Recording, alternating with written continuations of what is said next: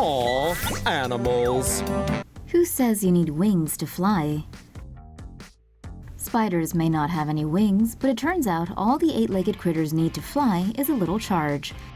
Spiders have been known to release long strands of silk to carry them up to 2.5 miles up in the air and over 1,000 miles out to sea, a process known as ballooning. The common belief is that the strands catch onto the wind and help generate lift, but since it doesn't explain how spiders balloon even on days with light wind, another theory emerged: electrostatic propulsion.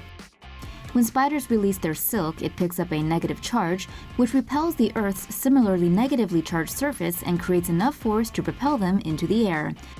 A University of Bristol study tested the theory by putting the arachnids on vertical cardboard strips in a plastic box and then generated an artificial electric field.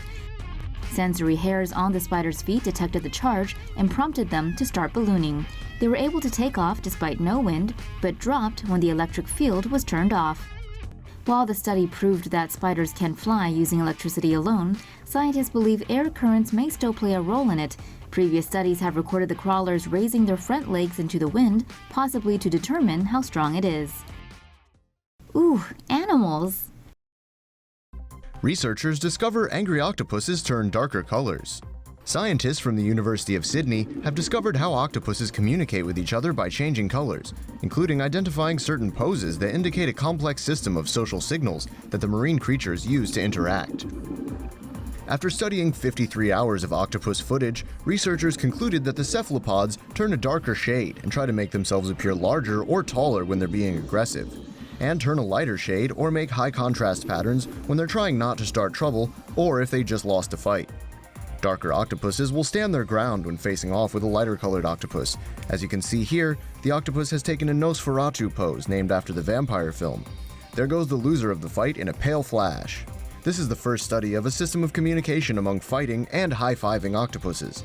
In this clip, notice how the darker octopus chases the lighter ones away in a show of aggressive behavior. Octopuses have cells called chromatophores below the surface of their skin that allow them to change color.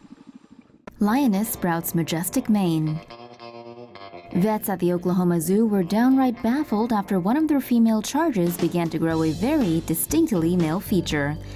After spending 18 normal years as a fierce female, Bridget the African lioness suddenly began sprouting a manly mane that by November had already resembled Santa's beard. Curiously, the luscious locks didn't seem to be contagious and hadn't come with any behavioral changes.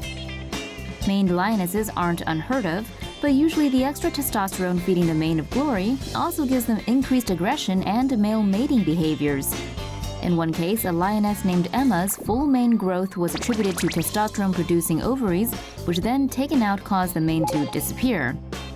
Bridget's zoo has taken a blood sample to figure out if it's a testosterone issue, though it's also possible she has a benign tumor on the adrenal or pituitary gland. In any case, her handlers aren't too worried, since the extra hair doesn't seem to be affecting their big girl's health. Researchers in Norway teach horses to communicate with people. Researchers in Norway have made a breakthrough in the study of animal cognition, using symbols to help horses communicate their level of comfort to humans. In the study, 23 horses were exposed to a range of hot, cold, and warm temperatures and given 3 symbol boards to select from based on what they experienced. If a horse nudged the board with the horizontal line, it communicated to the researchers the horse felt cold and was asking for its blanket. If a horse nudged the board with a vertical line, it communicated that it felt hot and wanted the blanket removed. If a horse nudged a board with no symbol on it, it was communicating it felt comfortable. Horses were given a carrot for making the correct choices. It was clear whether the horses were choosing the symbols that corresponded with their comfort, as they were either covered in thick blankets designed to make them uncomfortably hot, or taken outside in freezing cold temperatures which would call for them to demand a blanket. The horses learned to provide their preferences after only 14 days of 10 to 15 minutes of training each day. This new research groups horses in with apes, dolphins, and pigeons as animals proven to be able to communicate with humans through symbols. Pesky humans. Like the dinosaurs millions of years ago, humans are now the planet's super predator, and it's driving all other wildlife to take the night shift. UC Berkeley researchers analyzed previous studies that captured the 24-hour movements of over 62 medium to large-bodied mammal species in 6 continents. They found that human disruption made animals 1.36 times more nocturnal on average, meaning those that typically split activities evenly between day and night became 68% more active at night. Human disturbance in this case wasn't just limited to destructive behavior. Even activities like hiking, farming, or wildlife viewing evoked the same behavioral pattern. The consequences are potentially negative. Animals that lack the traits to thrive nocturnally become vulnerable to non-human predators, affecting their chances at survival and reproduction. Scientists have already noticed some of these changes. Coyotes in California's Santa Cruz Mountains have begun hunting at night to avoid hikers, foregoing their usual daytime prey of squirrels and birds for nocturnal rats and rabbits. Though more research needs to be conducted on the topic, it's important for humans to be more mindful of how we're impacting animal habitats and aim for coexistence. The hunt is on. A years-long study has revealed how predators hunt in the African wild and what tactics their prey use to outmaneuver them.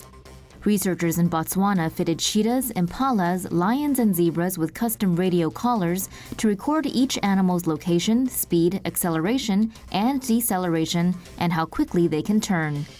Muscle biopsies taken from each animal revealed that predators were faster and more powerful than their prey, but less able to maneuver at lower speeds.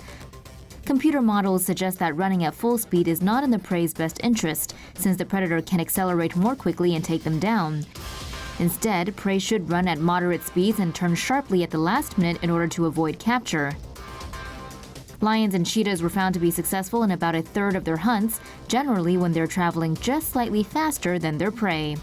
This is because the cats and their victims are co-evolving in order to maintain balance between each group's numbers in the wild. That study looks at how the brain maps things socially. Ever wonder how you know where others are while playing ball or just strolling?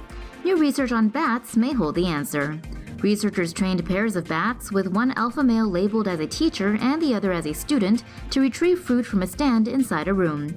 They noted how students typically tracked the teacher's path toward the fruit. The bats were fitted with technology to record brain cell activity. Activity was normal in student bats acting on their own, but fired when tracking the position of the teacher. Researchers believe this was social play cells in the hippocampus. Student bats also tracked objects like balls and dice, but their brain activity responded differently. Researchers suspect this could provide insights into how the brain cognitively maps out one's environment socially and physically.